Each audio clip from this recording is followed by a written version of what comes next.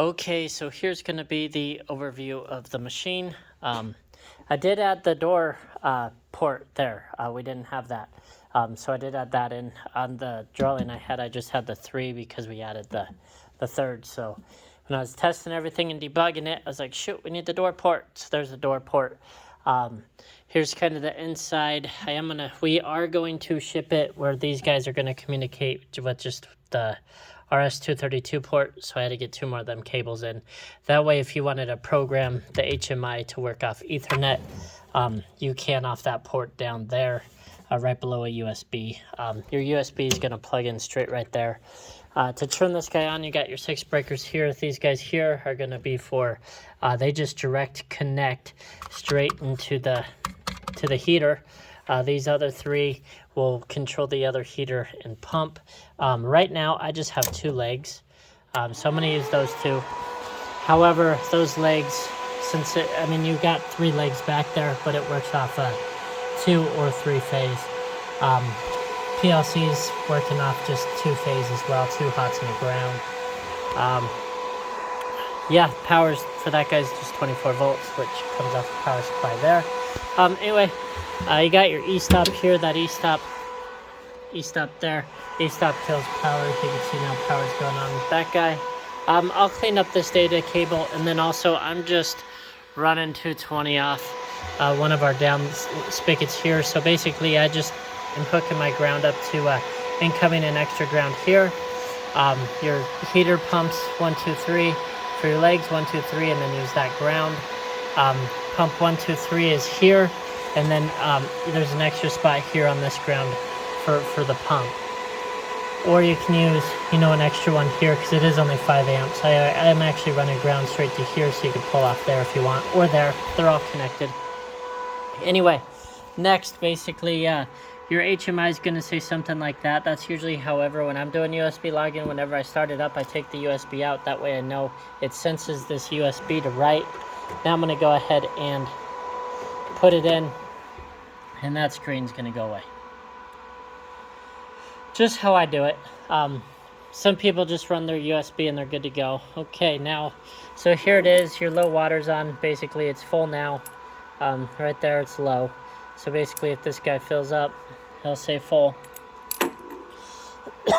Excuse me. I just got your 2 probes hooked into this guy here. I still need to label them. Got those guys. But I wanted to show you this. Basically, okay. For your heat pump, if you hold that down for 3 seconds, you'll see both of those guys kick on. However, you can see that the heat is at 64. And I'm using a recipe where it's at 67. Actually, I have it at 67. I'm going to keep it 67. But that's just the program I have loaded in for testing. What I'm going to do is warm up these heaters I'm just going to rub my hand on them. So this one's going to be the bottle temperature. Both of them, I'm going to make it, both of them get up to temperature so you can see the heaters do shut off. Okay. And both these temperatures, you set them in your recipes.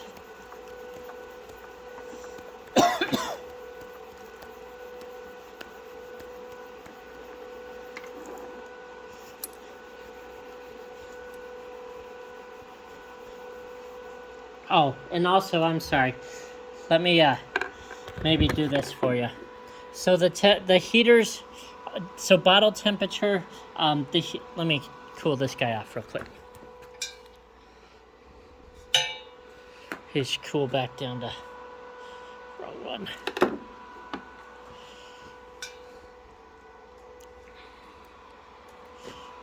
Okay, so right now heaters are on. Okay, sorry about that. Okay, I'm going to now warm up the bottle temperature, and you'll see heaters are still going to be on. It only is going to work off your water temperature. Bottle temp is just kind of there, and if it isn't at bottle temp, it's going to, not count the countdown. This one should get warm here pretty quick. Ooh, toasty. Okay, so that guy's gonna be at temperature, but you can see heaters are still on. Okay, let me warm up this one.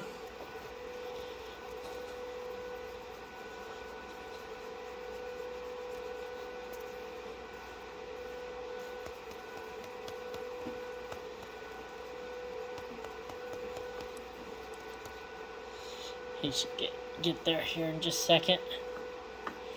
Yeah, okay. So you can see heaters are off even though it's still on because it's at temperature.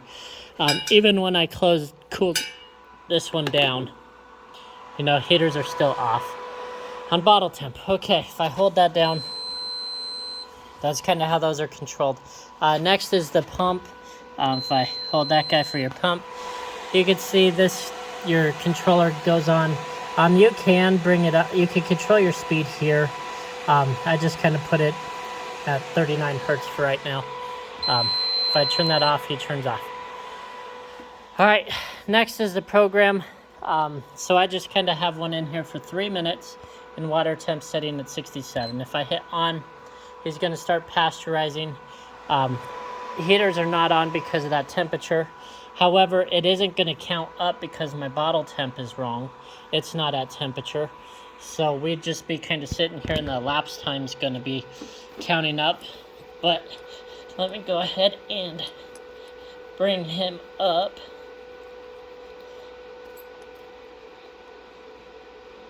Just so we can start counting a minute. Same thing happens if this guy goes, he's going to pause. You know, that elapsed time isn't going to go. All that stuff.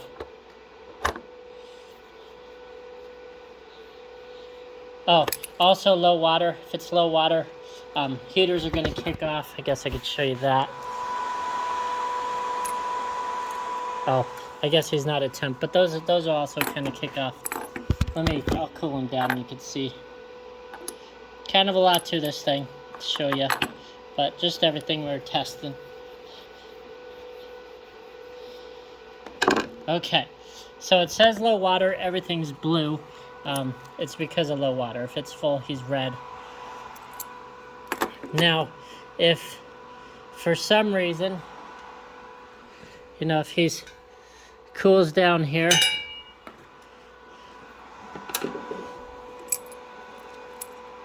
and low water goes, see, so he's heating right now, but if low water goes on, the heaters do shut off as well. You can see that, but now I got water. So low water, low water. If I turn that sucker to high, heaters kick back on because he's calling for it. Okay. On to the next thing. You can see our elapsed time is at 1 minute so far. Remaining time is still 3. Haven't been able to do much so far because we haven't had our water good. We don't have heat.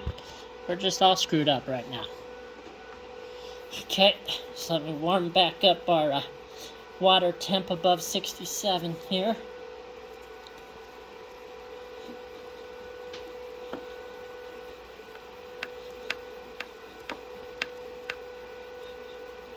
Alrighty. So you can see we're now at elapsed time 2 minutes, 3 minutes still remaining. Okay, pause also works. When I do push pause, he's gonna, you can see that motor's ramping down. He shuts off. If I unpause it, he's gonna basically, so ramp down. If I unpause it, he's gonna slowly ramp up, kind of like a soft motor start. Makes it super nice to let your motor kick up and not use a lot of amps right at the start to get that big exertion. Let's see. So as far as door jar, the field connection's coming for that today. This guy can still ship tomorrow. That's easy to do. It's already programmed in. So this is kind of about everything. You're going to see that elapsed time now that everything's kind of running good. You can see, or remaining now into 2. Elapsed time, it's taken it 3 minutes though. So we'll just kind of let this sit here and do its thing.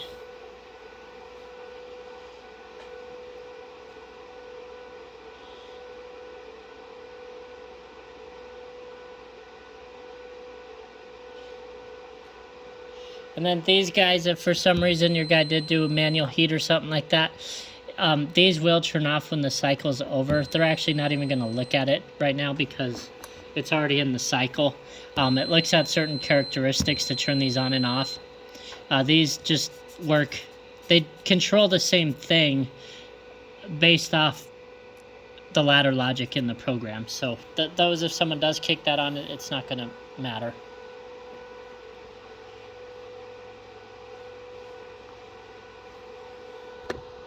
So I'm going to raise this guy back up, otherwise we'll be sitting here longer.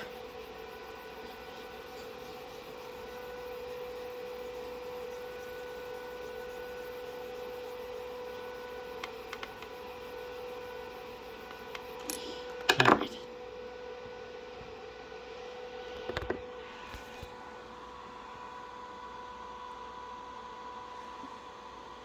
And then the other cabinet, while that guy's going, you know, same thing, just everything's flipped. So there's that, cabinet's on that side. E-stop's over there.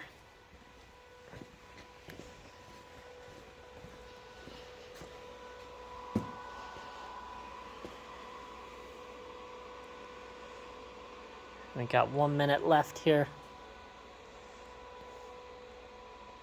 And the door open, it'll tell you, you know, door open up here if it's open, stuff like that. I wish I could show you that now, but it's not plugged in. But I think this will show you anyway, everything you need to know. If the door is open, it pauses it, just as this would do. Your motor would turn down, all that good stuff.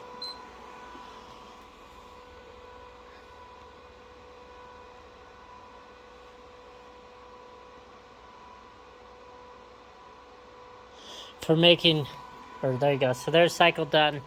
There's kind of what it'll look like. Everything's kind of closed off. The only thing I didn't hide these ones, just so you can see elapsed time, how much it was and stuff, visually if you wanted to. So there's all that. You can see right here, stuff is data logging. It's basically data logged because the cycle's done. That's what initiates it, so we could grab its data. If I hit OK, we'll just kind of let it save it to that SD card real quick. Then I'll go ahead and load that up so you can see it.